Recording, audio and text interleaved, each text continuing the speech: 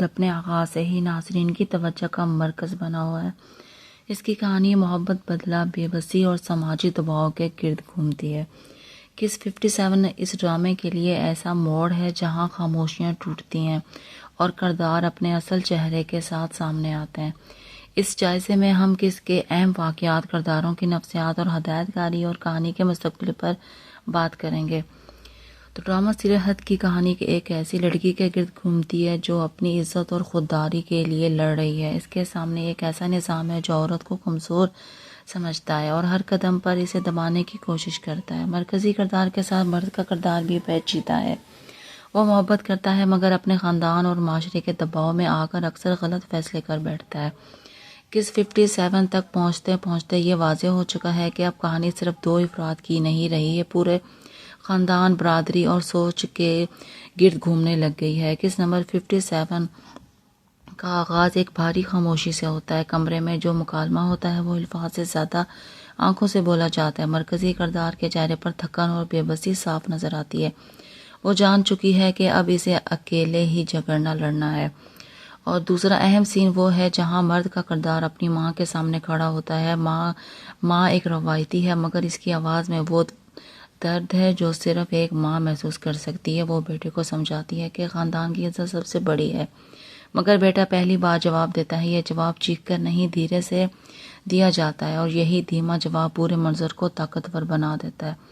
تیسرا اہم لمحہ وہ ہے جب ایک پرانا راز سامنے آتا ہے۔ یہ راز نیا نہیں بلکہ مگر اس کے ظاہر ہونے کا وقت ایسا ہے کہ ساری کہانی پلٹ جاتی ہے۔ ناظرین کو لگتا ہے کہ جو کچھ وہ اب تک سمجھ رہے تھے وہ شاید ادھورا تھا۔ اس راز کے بعد کرداروں کے تعلقات میں دوریاں آنا شروع ہو جاتی ہیں۔ کس کا اختتام ایک ایسے کلف ہینگر پر ہوتا ہے جہاں مرکزی کردار ایک ایسا قدم اٹھاتی ہے جو واپسی کا راستہ بند کر دیتا ہے۔ کیمرہ اس کے چہرے پر رک جاتا ہے اور اسکرین کالی ہو جاتی ہے۔ یہ اختتام ناظرین کو مجبور کر دیتا ہے کہ وہ اگلی قسط کا انتظار کریں۔ اس ڈرامے کے مرکزی کردار اس قسط میں سب سے زیادہ نکھر کر سامنے آتی ہے۔ اب تک وہ حالات کی ماری لگتی ہے مگر اس قسط میں اس نے فیصلہ کیا کہ وہ اپنی زندگی کے مالک خود بنے گی۔ اس کی آنکھوں میں اب خوف نہیں، عزم ہے۔ اداکارہ نے خاموشی کے ذریعے اتنا کچھ کہہ دیا جتنا لمبے مکالمے نہ کہہ پاتے۔ مرد کا کردار اس قسط میں پہلی بار ٹوٹتا ہوا نظر آتا ہے۔ وہ سمجھتا ہے کہ محبت کے لیے کھڑا ہونا آسان نہیں اور جب وہ کھڑا ہوتا ہے تو اسے اپنی ہی گھر والے اجنبی لگنے لگتے ہیں۔ اس کردار کی کمزوری اور طاقت دونوں ایک ساتھ نظر آتی ہے۔ ماں کا کردار روایتی سوچ کی نمائندگی کرتا ہے۔ اس کے لیے عزت کا مطلب لوگ کیا کہیں گے، مگر اس کے لہجے میں بیٹے کے لیے محبت بھی ہے۔ یہ ہر کردار کو زندہ رکھتا ہے۔ ایک معاون کردار جو اس قسم میں ابھرتا ہے وہ دوست کا ہے، وہی جو سچ بولتا ہے چاہے وہ جھوٹا بھی ہو کیوں نہ ہو۔ اس کا مکالمہ مختصر مگر اس کا وزن پورے سین پر چھا جاتا ہے۔ کس نمبر 57 کی ہدایت کاری میں ایک بات نمایاں ہے کہ رفتار سست رکھتی ہے۔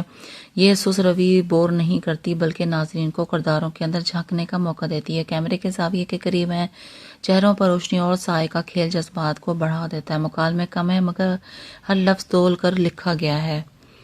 پس منظر کی موسیقی صرف اس وقت آتی ہے جب جذبات اپنے عروج پر ہوتے ہیں، باقی وقت خاموشی ہی سب سے بڑا ہتھیار بنتی ہے۔ یہ انداز حد کو عام ٹی وی ڈراموں سے الگ کرتا ہے۔ سیٹ ڈیزائن اور ملبوسات بھی کرداروں کی نفسیات کے مطابق ہیں۔ مرکزی کردار کے کپڑوں کے رنگ ہلکے اور سادہ ہیں جو اس کی بے بسی اور سادگی کو ظاہر کرتے ہیں۔ مرد کے کپڑے گہرے رنگوں کے ہیں جو اس کے اندر کے دباؤ کو دکھاتے ہیں۔ کہانی کا پیغام حد صرف ایک محبت کی کہانی نہیں ہے، یہ اس سوال کا جواب تلاش کرتی ہے کہ ایک فرد کب تک سمجھوتے کرے، کب وہ کہے کہ اب بس بہت ہو گیا۔ کس نمبر 57 میں یہ سوال اپنے عروج پر پہنچ جاتا ہے۔ یہ بھی دکھاتی ہے کہ خاندان کی عزت کے نام پر اکثر افراد کی عزت تو پامال ہو جاتی ہے۔ جب تک معاشرے عورت کو صرف عزت کا بوجھ سمجھے گا تب تک ایسی کہانیاں جنم لیتی رہیں گی۔ ایک اور پیغام یہ ہے کہ سچ دیر سے ہی صحیح سامنے آ جاتا ہے اور جب آتا ہے تو وہ سب کچھ بدل دیتا ہے، اور کرداروں کے رشتوں کی، ان کے فیصلے، ان کی سوچ، سب کچھ ایک نئے زاویے سے دیکھا جاتا ہے۔ ناظرین کا رد عمل کس 57 کے نشر ہونے کے بعد سوشل میڈیا پر بحث گرم ہے. لوگ مرکزی کردار کی بہادری کی تعریف کر رہے ہیں. کچھ ناظرین کا کہنا ہے مرد کا کردار اب بھی کمزور ہے اور اسے مزید مضبوط ہونا چاہیے تھا. کچھ کا خیال ہے کہ ماں کا کردار مکمل ویلن کا بنا دینا آسان ہوتا، مگر رائٹرز نے اس سے انسانی رکھا ہے اور یہی چیز ڈرامے کو حقیقی بناتی ہے.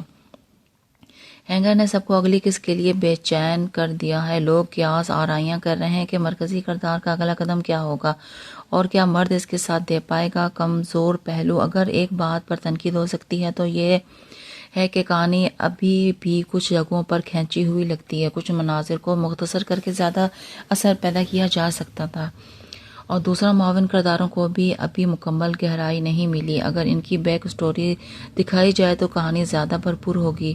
آگے کیا ہو سکتا ہے کہ 57 کے بعد 3 راستے ممکن ہیں. پہلا یہ ہے کہ مرکزی کردار اکیلے ہی اپنا راستہ بنائے اور مرد پیچھے رہ جائے. دوسرا یہ کہ مرد ہمت کر کے اس کے ساتھ کھڑا ہو جائے اور دونوں مل کر نظام سے ٹکرائیں.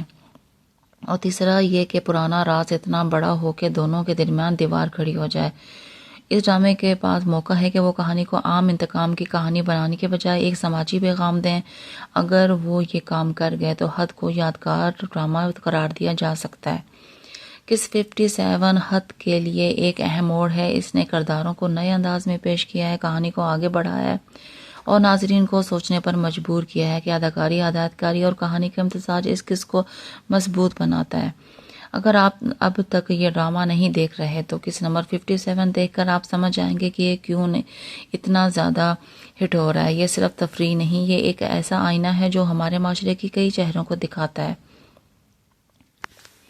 آپ کو کس 57 کا سب سے طاقتور سین کون سا لگا اور آپ کے خیال میں مرکزی کردار کو اگلا قدم کیا اٹھانا چاہیے؟ کس 57 کی سب سے بڑی خوبی یہ ہے کہ اس نے کرداروں کی اندرونی جنگ کو سامنے لایا ہے.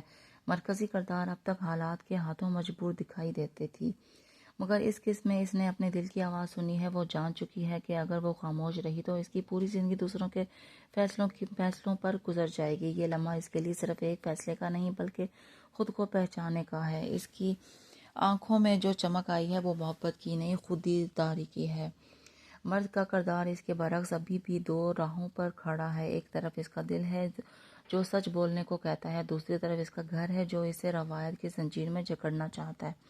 اس کی خاموشی اس کی بزدلی نہیں، اس کی مجبوری ہے اور اس نے بچپن سے یہی سیکھا ہے کہ خاندان کے خلاف جانا گناہ ہے. مگر اب جب وہ دیکھتا ہے کہ اس کی خاموشی سے جس سے وہ محبت کرتا ہے وہ ٹوٹ رہی ہے تو اس کے اندر کی بغاوت بیچ ہلنے لگ جاتا ہے.